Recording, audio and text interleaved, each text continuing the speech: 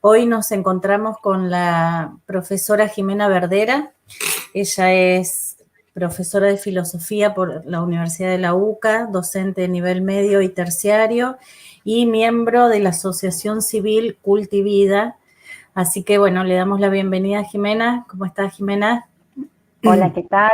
Bueno, buenas tardes. ¿Me escuchan bien? Sí, se escucha perfecto. Un ¿Querés gusto. contarnos un poquito de qué se trata esta asociación civil? Sí, esta asociación civil es una asociación civil sin fines de lucro, ¿no? Que justamente tiene por esencia dedicarse al cuidado de la vida, ¿no? La protección de la vida desde el inicio, en su concepción, hasta la muerte natural y todo lo que implica la protección de la vida, ¿no? Que supone formación. Y supone también preparación para la acción, ¿no? Para Claro. plasmarlo en hechos y concretos, ¿sí? Bien. Sabemos que hace del 2001 que estás abocada a este trabajo de ser provida, a esta tarea de fomentar la cultura de la vida en nuestra sociedad y de defender la vida, como bien decís, desde la concepción hasta la muerte natural. Y bueno, lo que nos convoca hoy es hablar un poquito de cuáles son las causas que llevan a una mujer a querer practicar un aborto y cuáles son las consecuencias que genera en ella también y un poco también en el resto de la familia a la que pertenece y en la sociedad. Sí. Sabemos que aunque quieran negarlo, existe lo que se llama el síndrome post-aborto, así que bueno, queremos que nos cuentes un poco cómo llega una mujer, digamos, qué es lo que la lleva a querer practicar un aborto. Primeramente, me interesa destacar, ¿no? Esto de estar asociada hace tantos años a la acción pro vida, es decir, a poder estar en contacto con mujeres embarazadas en situación de vulnerabilidad. Es lo que alimentó, cultivó mi posibilidad de formarme en esto, ¿no? Y de observar, digamos, como esta ventaja de ver toda esa teoría que uno va adquiriendo en su formación, cómo se ve plasmada en personas y casos concretos, ¿no? Entonces, si bien en un punto enriquece, muestra cómo que la importancia de la formación. Por eso que primeramente quiero destacar esta iniciativa de buscar formarse en estos temas, porque es algo que nos compete a todos por el solo hecho de ser personas, ¿no? Digamos, no nos puede dejar indiferentes, ¿no? Como es que es una llamada en distintos modos y distintos carismas, pero es una llamada, ¿no? Bueno, a mí hay algo que me conectó con esto, que fue cuando lo primero cuando me contacté con esto en el 2000, leí algo, el aborto y después qué, cicatriz indeleble. Y esos conceptos impactaron en mi retina, ¿no? Dejaron una inquietud, despertaron una curiosidad, ¿no? Y bueno, quiero empezar hablando de esta cicatriz indeleble, ¿no? Me gustaría empezar con una cita de Marie Petersney, una médica estadounidense, investigadora, trabajó con Jerome Lejeune en muchas investigaciones, y ella dice: el aborto es la tragedia más profunda de nuestro tiempo, no solo porque mata a millones de personas, sino porque es la más profunda experiencia de deshumanización, experiencia que es síntoma de la desesperanza en nuestro mundo. Y es importante que nos quedemos con estas palabras, ¿no? Algunos de estos conceptos que queden como flotando en nuestra mente. Es una tragedia quizá la más profunda, ¿no? Afecta a millones de personas, habla de la deshumanización y genera desesperanza. Con esto que observamos, ¿no? Que el aborto no solamente impacta primeramente en ese niño que no nace, que no puede nacer, que es privado de su nacimiento, que impacta también en el cuerpo y en el alma de esa mujer, en su psiquis también, ¿no? Que aborta, pero también impacta en ese papá, en esa familia, ¿no? Deja un vacío o un hueco en la sociedad, ¿no? Ese niño que no va a volver a darse, no va a volver a repetirse. Y bueno, esto nos tiene que hacer digamos, un llamado a repensar este tema, no hablarlo por ahí con mucha liviandad, sino a exigir preguntarnos y ver la responsabilidad, ¿no? Y de formarnos y también bueno, de generar en nosotros y en nuestra sociedad, en los chicos, en los adolescentes, en los jóvenes, en los niños, esta conciencia en defensa de la vida, ¿no? Sí, sí. Por esto que estoy explicando. A ver, si podemos hablar de causas, cuando vos hablas de causas, hablas de el porqué, el fundamento, qué genera, ¿no? ¿Por qué una mujer llega a abortar? En mi experiencia con estas mujeres en situación de vulnerabilidad, en la experiencia de todo lo que me he formado, ¿no? Con psicólogas, trabajadoras sociales, puedo ver, puedo analizar que podemos hablar de multicausalidades, ¿sí? Creo que podemos hablar de causalidades de tipo metafísicas, es decir, del ser de la persona, hablar de causalidades de tipo psicológicas, hablar de causalidades sociales, ¿no? No podemos solamente reducirlo a una causa, ¿sí? Es importante tener esto en mente porque, bueno, habla de una realidad de la persona en sí, ¿no? Y bueno, por ahí yo me atreví a hacer una breve, considerando también el tiempo que tenemos, ¿no? Una breve selección de aquellos que considero que son algunas causales a destacar, ¿no?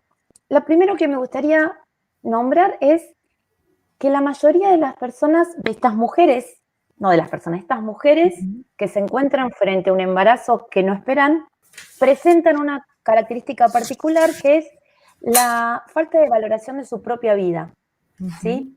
¿Qué quiero decir con esto? Primero hay una desvalorización desde el ámbito de lo corporal, ¿no? Qué sé yo, el no reconocimiento por ahí de los ciclos de fertilidad en la mujer no es fértil los 30 días del mes, la mujer tiene unos días de fertilidad que son concretos y propios, hay un desconocimiento de esto. Uno cuando habla de valorar, ¿no? Está indicando decir el tipo de bien que es, ¿no? Y para decir que algo es bueno o valorar algo, primero tengo que conocer qué es eso para generar una valoración, ¿no? Entonces, si yo desconozco mi cuerpo, desconozco mis ciclos, desconozco el proceso del embarazo, ¿no? Si yo desconozco que cuando se da un embarazo, por ejemplo, en esta mujer, hay un desconocimiento que de la vinculación física y psicológica, emocional, afectiva que se da en cada embarazo, ¿no? Si podemos hablar del vínculo físico, podemos decir que desde el momento que la mujer queda embarazada, ¿no? El bebé le comunica, ¿no? Desde el punto de vista bioquímico, ¿no? Despierta en ella esas hormonas que van a permitir estimular ese vínculo y van a permitir justamente ese desarrollo, ¿no? En el niño. Y la mujer experimenta, bueno, evidentemente un proceso de cambios, ¿no? Físicos que puede ella ir registrando desde náuseas, desde ensanchamiento del cuerpo, etcétera, todo lo que podemos observar en el embarazo, ¿no? Sí, perdón, que me quedé pensando, es una vinculación que se da aun cuando la mujer todavía no está consciente del embarazo. Exactamente, ¿no? Se despiertan esas hormonas que le van a permitir ese desarrollo, ya está ese vínculo, ¿no? Importante, aún cuando ese embarazo no es consciente, es decir, no tengo conciencia de que estoy embarazada, cuando incluso todavía no lo registro, mi cuerpo, ¿no? Ya hizo su lugar, ya preparó ese lugar y ese bebé incluso le está enviando, exacto, es como, a mí me gusta esta expresión, es como que el cuerpo tiende un puente, ¿no? Con esa nueva vida, tiende un puente, y en un puente siempre que hay comunicación, ¿sí? Hay vínculo. Y también está el vínculo psicológico, emocional, ¿no? Donde esa mamá se empieza a vincularse en el sentido que empieza a encontrarse ya, es como que esa reacción que le genera su cuerpo le muestra también que algo en ella se está despertando, ¿sí? Es como una llamada, como algo, como una luz viva que le dice que hay una nueva vida, ¿no? Entonces, bueno, ¿qué es lo primero que observamos? Una desvalorización de su propia vida, en el campo de lo físico, en el campo de lo emocional y digamos, a veces frente a la defensa de los derechos de la mujer, ¿no? que escuchamos cotidianamente, podemos ver cómo muchas veces la mujer es cosificada, ¿no? Es desvalorizada ella porque la pongo en el lugar de algo y no de alguien, ¿sí? La mujer presenta digamos, una vivencia de la sexualidad de modo desordenado, en tanto que vivo la sexualidad como algo que me da un placer o satisfacción y no como un vínculo de encuentro, ¿no? Entonces, ya vemos características, una desvalorización de la propia vida, física, emocional, espiritual de esa mujer, ¿no? Esto de dar la información adecuada implica mostrar que hay una nueva vida con una realidad biológica, corporal, física, espiritual distinta a la mía. Por lo tanto, hablar del derecho sobre mi cuerpo no, digamos, desmerece el derecho de esa nueva vida, incluso en su corporeidad, ¿no? Esa nueva vida que se está desarrollando, ¿sí? Bueno, por eso decíamos, hay una desvalorización de la propia vida, ¿no? Otra cosa que observamos, hay una dificultad para aceptar lo que no se planea. Aparentemente el hombre necesita tener todo bajo control, ¿sí? Y cuando se presenta en la mayoría de estas mujeres, se observa esta dificultad para adaptarse, asimilar aquello que no está bajo su dominio, que no fue gestado, pensado, diagramado. E incluso a veces hasta uno escucha este argumento, ¿no? Esta idea. Bueno, en realidad yo sí quiero tener hijos, pero no ahora, ¿no? Bueno, esta dificultad de lo no planeado, sí, tiende a mostrarnos esta preponderancia que pretende tener el hombre frente a la realidad, ¿no? Que la cual si no la controla o si no la, digamos, no la moldea según sus necesidades, gustos, intereses, parecería que no puede ser aceptada, ¿no? Eso revela un poquito esta dificultad, ¿no?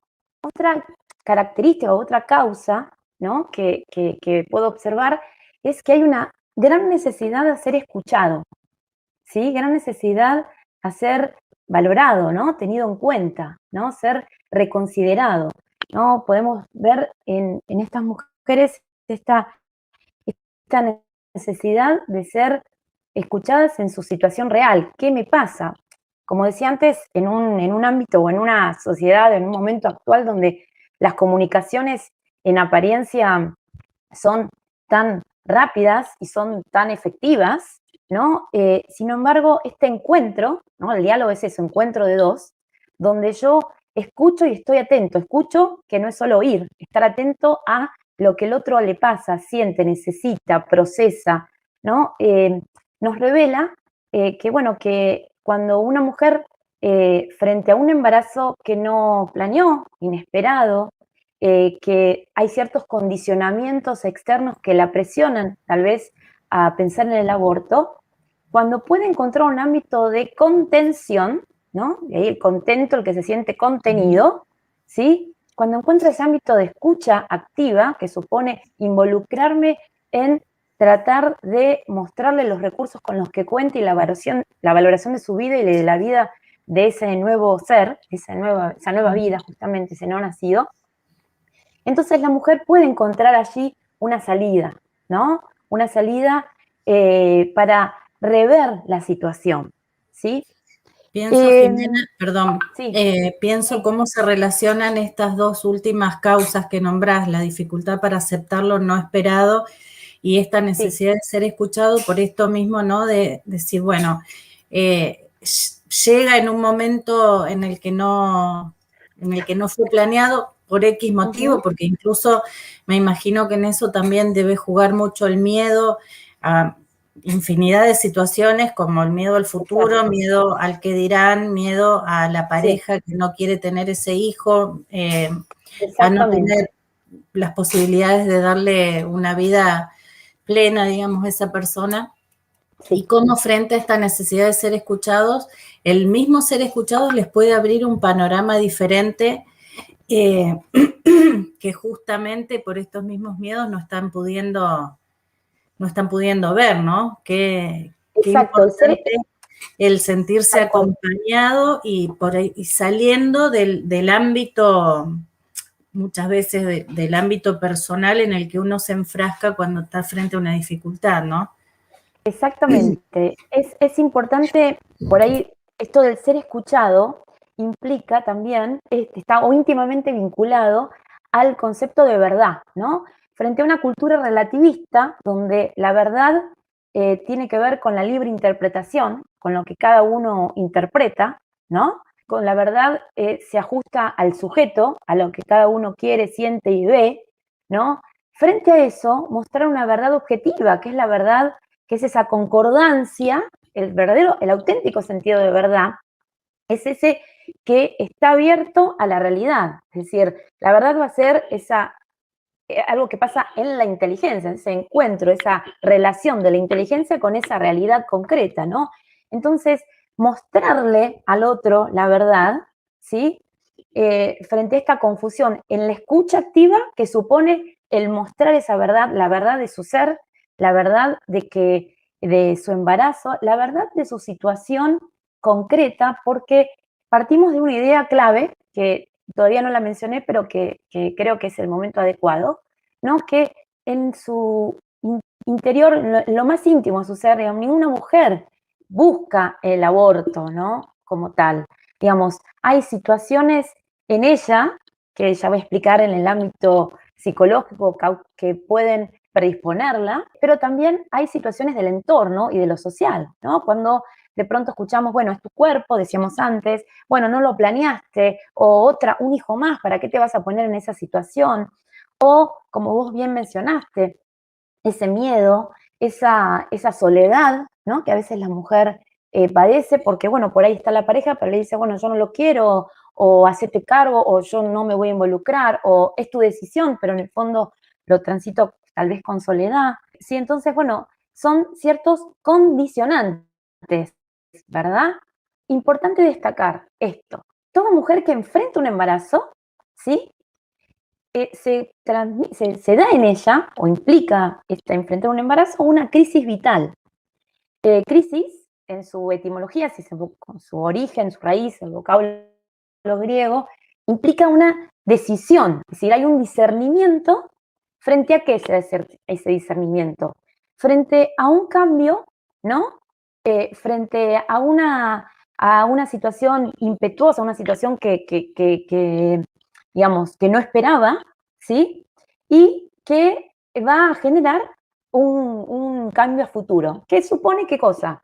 Que yo me adapte y que yo asimile eso que va a pasar, ¿sí? Qué importante ver, ¿no? Esta crisis vital, que no implica una connotación negativa. Es decir, hay una situación de peligro o una situación de incertidumbre y hay una situación de oportunidad, ¿no?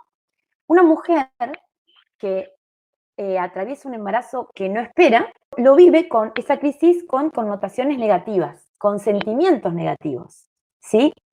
Y siguiendo un poquito en el campo de lo psicológico, siguiendo los estudios de la licenciada Carolina de la Fuente, en el campo psicológico, ella se especializó con el doctor Philip Ney, ¿no? Un psiquiatra canadiense que justamente como psiquiatra infantil, él pudo ver la conexión entre el aborto, el abuso infantil, ¿no? Bueno, y se adentró en el campo de qué le pasaba a la mujer que aborta, ¿no? ¿Qué la llevaba a abortar y qué le pasaba? Como tantos otros estudios, como el doctor Vincent Rue, bueno, pudiendo transitar este camino de formación, podemos ver, ¿no? Que hay ciertas como condicionantes, que es importante, hay cierta como disposición en ciertas mujeres.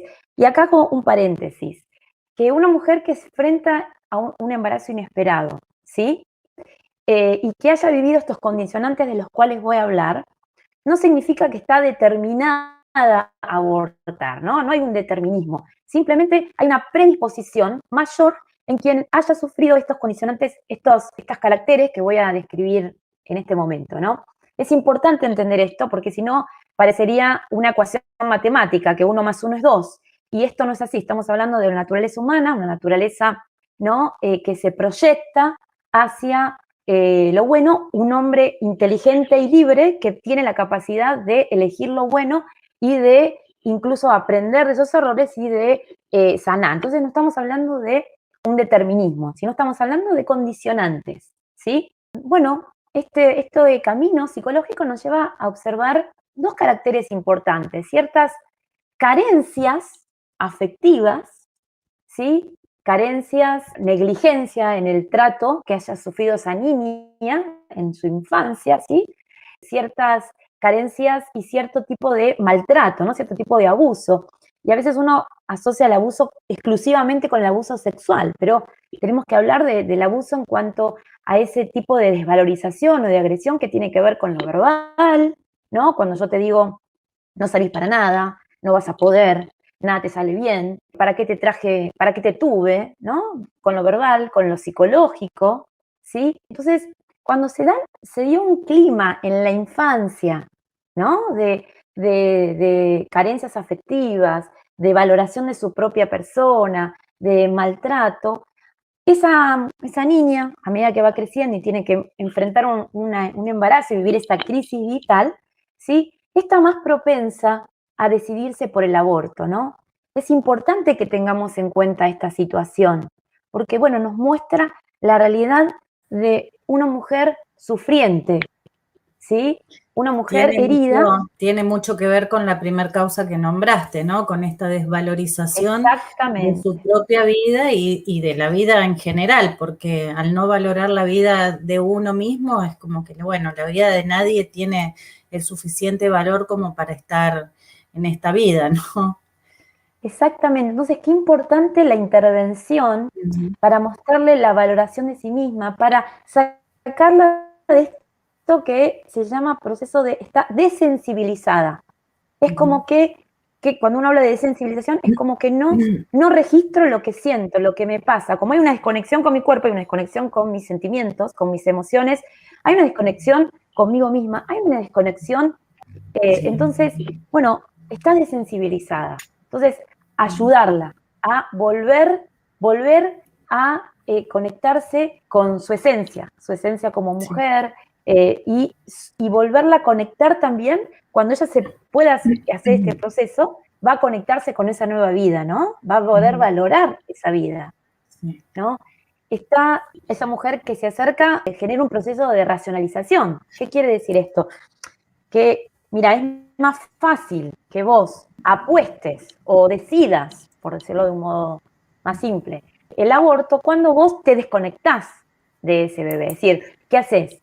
De pronto pones un freno a la conservación, a tu instinto maternal, a tu instinto de conservación de la especie, lo llamás coágulo, tejido, un retraso que tengo que corregir, esto, o busco razones, bueno, no me está pasando, no, me hago un test, otro test, no, en realidad no sé qué me pasó, ¿no? Sí, la deshumanización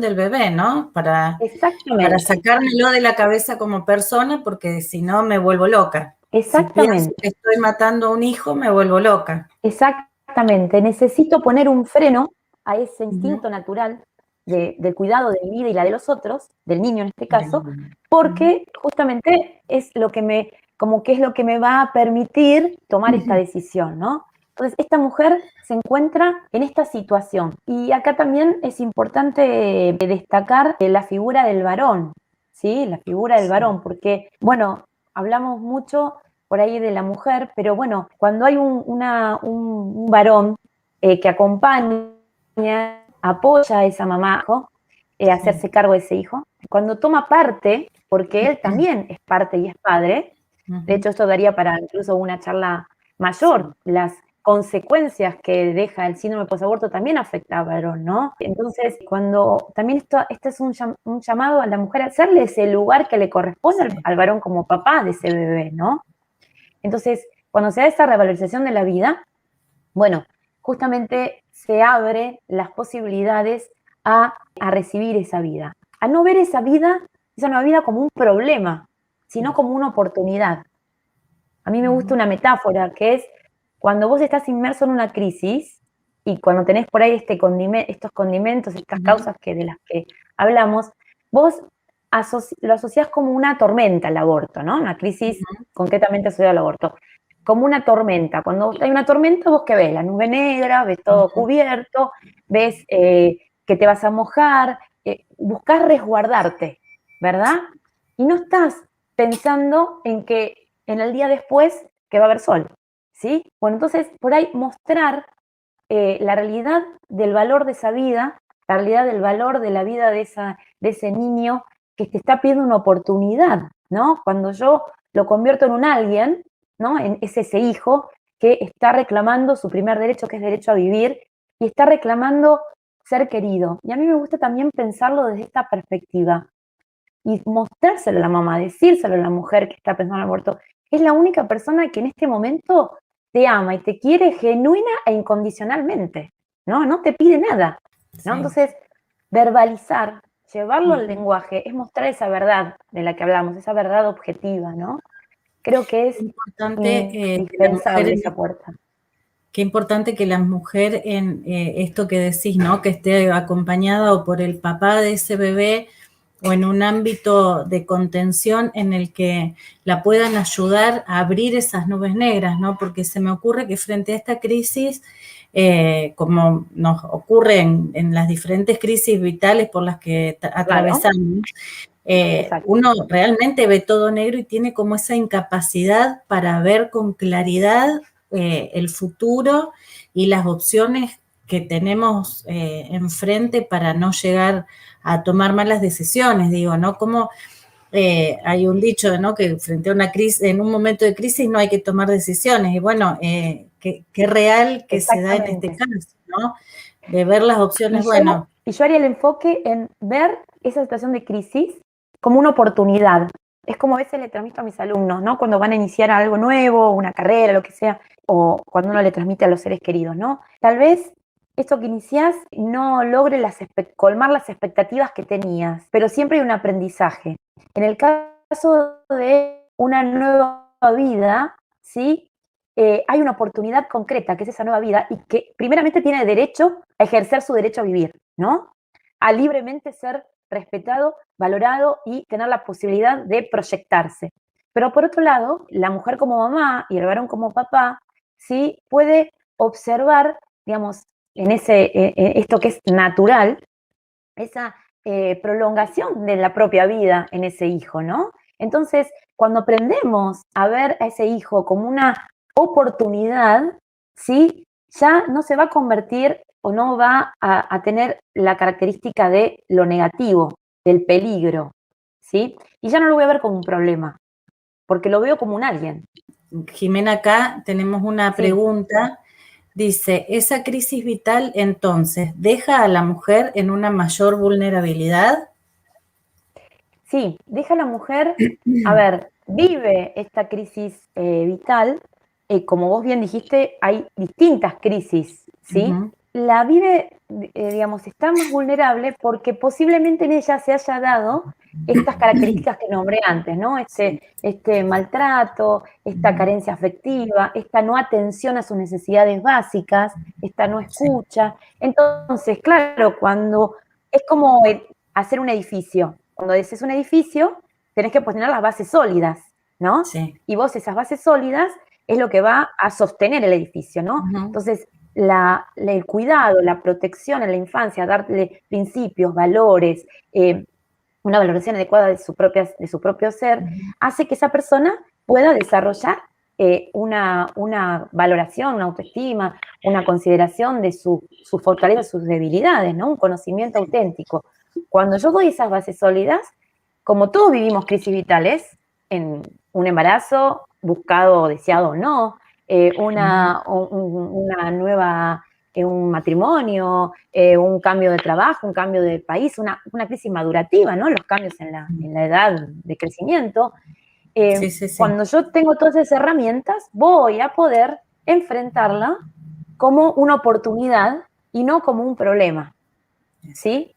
Por eso la importancia de intervenir para mostrar, bueno, yo entiendo esto que te pasa, pero esto no niega la realidad y también acá entra en juego otra cosa, hablar con claridad del aborto. Yo una cosa que he observado, que a pesar de que uno entra en internet, pone aborto y aparece infinidad de informaciones, ¿no? Muchas mujeres desconocen el desarrollo del bebé, ¿sí?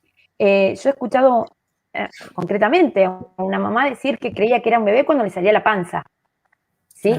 uno se hace una encuesta entre los adolescentes, tienen un desconocimiento completo tanto de la fertilidad como del desarrollo, ¿sí? Parecería que incluso en todo el tema de la ideología, ¿no? El lenguaje, ¿no? Vaciar de contenido el lenguaje, parecería que yo hablo de interrupción, como si interrupción fuese apago algo y después puedo retomar, que fue lo que nos pasó a nosotros. Se interrumpió la señal, pero yo después volví. Ahora, yo no puedo hablar de interrupción del embarazo, porque no se interrumpe a alguien que se elimina. Es decir, no vuelvo a empezar con esa vida, ¿no? Hay un desconocimiento, uno habla del embrión o del feto como cosificándolo, como si fuese un algo que no tiene que ver con la naturaleza humana. Entonces, hablar con los conceptos claros, ¿no? Mostrarle qué es un aborto, ¿sí? Mostrarle el desarrollo de ese bebé, ¿no? Y hablar del aborto también en cuanto a las consecuencias físicas, es decir, hay consecuencias físicas reales, ¿sí? Si bien también daría un tema muy amplio de conversación, pero hay consecuencias en el aborto químico con misoprostol, etcétera, ¿no? Hay consecuencias de infertilidad, hay consecuencias de hemorragias, de infecciones, hay consecuencias reales, concretas en el cuerpo de la mujer. La mujer pone su cuerpo y tiene derecho a conocer toda esta información. Es conformarnos y empatizar con esta mujer. Esta mujer, dijimos al principio, el aborto es la mayor tragedia que afecta a toda la sociedad. No caer en la indiferencia, ¿no? Entender esto, qué la está llevando a esa mujer a pensar en un aborto y mostrarle todas las caras auténticas y verdaderas del aborto y de la vida de ese hijo, implica empatizar con ella, ¿no? Implica decir, yo te comprendo, pero no justifico nunca un aborto, porque te comprendo y porque veo la condición social del hombre, que es comprometerse al cuidado del otro, porque me comprometo con vos, que te quiero cuidar, y la vida de ese niño, es que te transmito todo esto que es una realidad patente, ¿no?